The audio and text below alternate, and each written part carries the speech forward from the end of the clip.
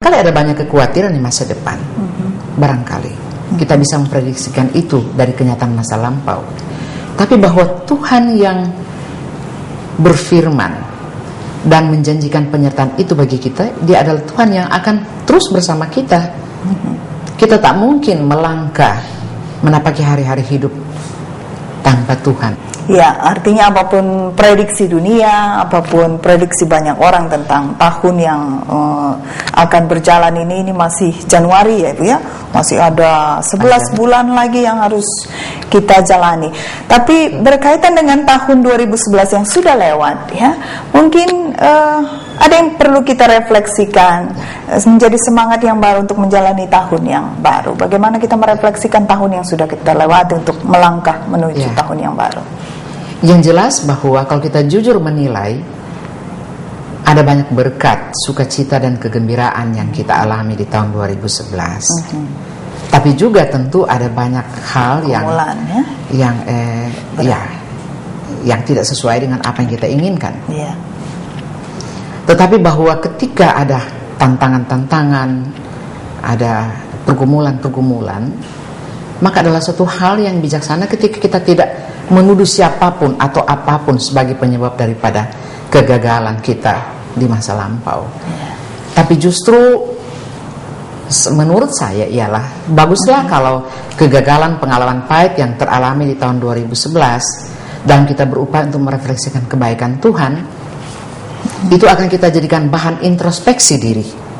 Jangan-jangan memang karena kita betul-betul melaksanakan tugas kita di segala bidang kehidupan, maka kita memang tidak bermaksud untuk mensejahterakan orang lain, kecuali mensejahterakan diri sendiri dan kelompok tertentu, dan pada gilirannya bukan untuk memuliakan Tuhan.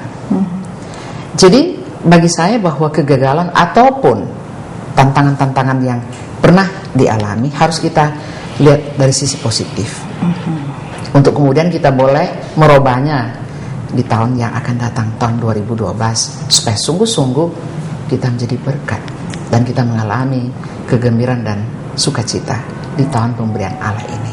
Iya, berkaitan dengan waktu tadi ada ungkapan time is money ya. Ini ungkapan yang mengatakan bahwa waktu itu sangat berharga ya Ibu ya.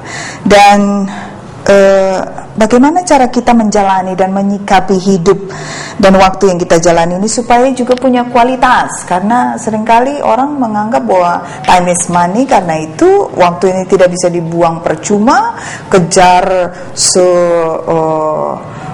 sekuat tenaga, pakai waktu ini dengan sekuat tenaga sehingga lupa dengan Tuhan sang pemberi waktu itu. Jadi bagaimana memaknai waktu yang berharga ini supaya juga punya kualitas. Makanya saya tidak suka dengan time is money. Saya lebih suka dengan waktu adalah berharga. Dan kalau dia berharga, maka kita harus mengisinya dengan yang baik dan benar. Dan dalam rangka mengisi waktu itu, hari-hari hidup kita, maka sebagai orang Kristen kita tidak hanya dituntut untuk boleh meraih sesuatu bagi kepentingan diri sendiri, tapi juga bagi orang lain, dan pada gilirannya bagi Tuhan. Kehadiran orang Kristen adalah kehadiran diutus untuk menjadi berkat bagi orang lain, tidak hanya bagi diri sendiri.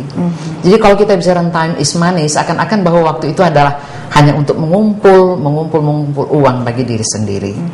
Bukan itu yang dikatakan oleh Alkitab. Tapi bagaimana kita mengisi hari-hari hidup kita secara baik dan bertanggung jawab, supaya kehadiran kita sungguh-sungguh boleh menjadi berkat. Itu pemahaman saya. Baik, berarti hidup kita menjadi berkualitas, waktu yang kita jalani menjadi berkualitas ketika hidup kita punya makna bagi orang lain. Kira-kira begitu ya Ibu. Baik pemirsa, kita akan berhenti sejenak untuk mendengarkan persembahan pujian dari Gemim Bethel Kembuan, Tondano, Sulawesi Utara. Red day, the righteous marching, red day, the righteous marching, red day, the righteous marching, red day, the righteous marching, red day, the righteous marching, marching of Zion's wall, red day.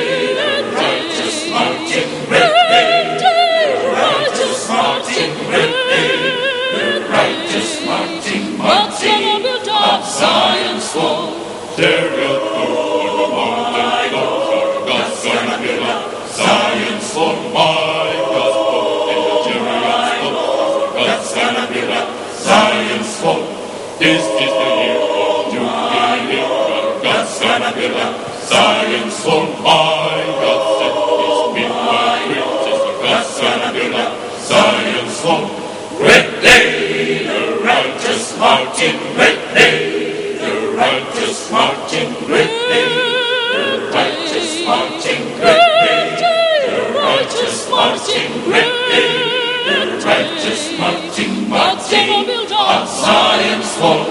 Great day, the righteous marching great day, the righteous marching great day, the righteous marching on Zion's wall.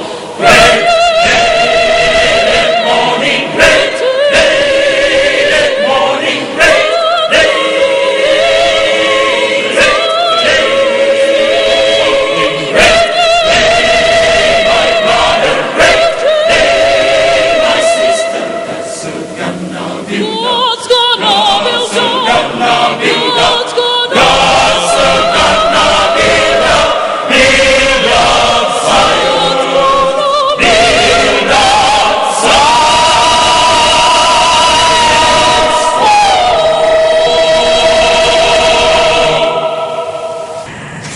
Pemirsa, kita akan melanjutkan kembali perbincangan kita masih seputar tema kita, bagaimana kita memaknai waktu dan menjalani waktu itu untuk semakin bermakna dalam kehidupan kita. Ya, Ibu, berarti tadi kita terakhir berhenti pada makna kualitas hidup kita bukan tergantung pada sekian jumlah waktu yang kita jalani, tapi hidup kita menjadi berkualitas ketika hidup kita ini bermakna bagi orang lain. Nah, kira-kira apa saran yang Ibu Liz mau sampaikan kepada seluruh umat percaya di Indonesia ini, di tanah air ini, untuk bisa semakin menghargai hidup sebagai anugerah dan menjalaninya dengan penuh kualitas iman? Iya, mengakhiri pesan atau refleksi tahun baru kita, pesan hikmat kita, saya mau mengutip satu bagian Alkitab untuk menjadi perenungan bagi seluruh warga jemaat, bahkan pemirsa yang berkenan untuk merenungkannya. Ialah saya mengambilnya dari Perjanjian Baru, dari kitab Galatia pasal 6 ayat 9 sampai ayat yang ke-10. Seperti ini. Janganlah kita jemu-jemu berbuat baik, karena apabila sudah datang waktunya, kita akan menuai jika kita tidak menjadi lemah. Karena itu selama masih ada kesempatan bagi kita, marilah kita berbuat baik kepada semua orang. Itu adalah himbauan saya pada seluruh warga jemaat untuk kiranya memanfaatkan waktu ini dengan baik, dan bahwa memanfaatkan waktu dengan baik adalah berbuat baik bagi semua orang, supaya melalui karya kita Tuhan dimuliakan dan Tuhan orang-orang akan datang dalam pemahaman Tuhan itu memang baik kepada semua orang. Dan melalui kesempatan yang berbahagia ini, saya atas nama dari Majelis Pekerja Harian Persekutuan Gereja-Gereja di Indonesia hendak mengatakan pada seluruh warga jemaat, masyarakat bangsa Indonesia, pada kita sekalian, selamat tahun baru, selamat menapaki tahun anugerah Allah tahun 2012. Kiranya Tuhan yang Maha Kuasa dan Maha Kasih, sumber pertolongan kita, akan menyertai kita sekalian dan kita menapaki hari-hari di tahun anugerah ini. Terima kasih. Kalau ayat itu mengatakan jangan jemu-jemu ya Ibu ya, seringkali justru tantangan ketika kita berbuat baik, tadi Ibu bilang bahwa kita mendapatkan tantangan, ada resiko ya. Ketika kita berbuat baik, bertemu dengan orang lain yang di jalanan, kerampokan atau apa, kita menolong, justru resiko ada pada kita. Bagaimana memahami ayat ini? Tidak jemu-jemu, sementara tantangan untuk melakukan kebaikan itu terus ada dan menghadang kita untuk berbuat kebaikan, Ibu. Ya, ketika Paulus menasihatkan bagian Alkitab ini kepada orang Galatia, memang orang Galatia sedang diperhadapkan pada sebuah tantangan. Sebagai sebuah komunitas Kristen yang kecil di tengah-tengah masyarakat yang berbeda agama, maka memang tidak mudah melaksanakan kebaikan, sebab seringkali ada kecurigaan. Untuk apa mereka berbuat baik kepada kita? Karena cara hidup seperti itu bukan suatu pola yang biasa, ya. Tapi bahwa Paulus mengatakan kita tidak boleh surut untuk tidak berbuat baik. Kewajiban orang Kristen adalah berbuat baik kepada semua orang tanpa terkecuali. Apapun tantangannya, apapun Ya, risikonya. sebagai wujud daripada rasa syukur kepada Allah yang kita yakini sebagai yang selalu memberikan anugerah dan berkat kepada kita. Iya. Baik. Itu Mungkin Bu Lis mau menyampaikan seruan kepada seluruh pemirsa di tanah air, seruan dalam menjalani tahun yang baru ini agar hidup mereka lebih bermakna. Ya, saya pikir bahwa seruan yang saya sampaikan bertumpu daripada apa yang sudah kita percakapkan ialah bahwa tahun 2012 adalah tahun anugerah Allah. Tahun 2012 adalah tahun pemberian Tuhan yang secara sengaja diberikan oleh Tuhan kepada kita. Dan kalau Tuhan memberikan itu kepada kita, mari kita menyambut dengan penuh syukur, dengan mengisinya, dengan melakukan yang baik dan berkenan kepada Tuhan. Supaya sungguh-sungguh kehadiran kita boleh berarti dan bermakna, bagi kesejahteraan banyak orang dan bagi sukacita bagi banyak orang. Dan bahwa melalui apa yang kita lakukan, Tuhan dimuliakan. Atas nama Dan atas nama Majelis Pekerja Harian Persekutuan Gereja-Gereja Indonesia, saya nak menyampaikan kepada pemirsa di seluruh Indonesia, selamat merayakan tahun baru. Tuhan yang kita percaya telah menganugerahkan tahun yang baru ini akan terus menyertai kita dalam kita menapaki hari-hari hidup ke depan. Terima kasih. Sebelum kita mengakhiri perbincangan kita, kami mohon Bu Lis untuk memimpin dalam doa. Ya, mari kita berdoa.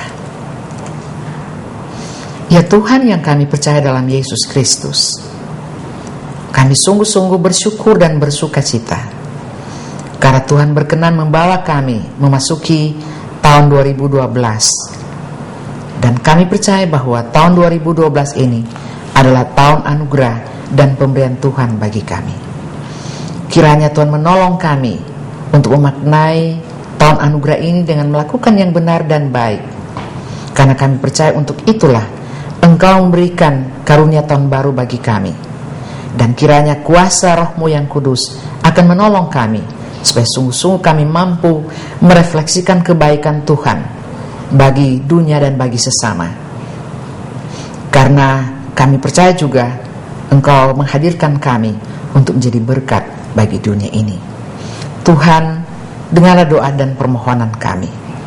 Kiranya Engkau terus memberkati bangsa Indonesia dalam kehidupan ke depan. Dan kami yakin dan percaya bahwa Engkau adalah Allah yang Maha Kuasa. Kuasa Tuhan melebihi persoalan-persoalan apapun yang mungkin menghadang kami di tahun yang sedang kami jalani. Kami berdoa dan bersyukur hanya dalam nama Tuhan Yesus Kristus, penolong kami yang setia dan juru selamat dunia. Amin. Demikian pemirsa perbincangan kita seputar tema kita, dan hidup kita terbatas, waktu yang kita jalani terbatas. Hargai setiap waktu yang Tuhan anugerahkan bagi saudara. Jalani hidupmu sehingga hidupmu penuh makna, hidupmu berkualitas. Tuhan memberkati saudara-saudara dan sampai bertemu kembali. Terima kasih Bu Lis.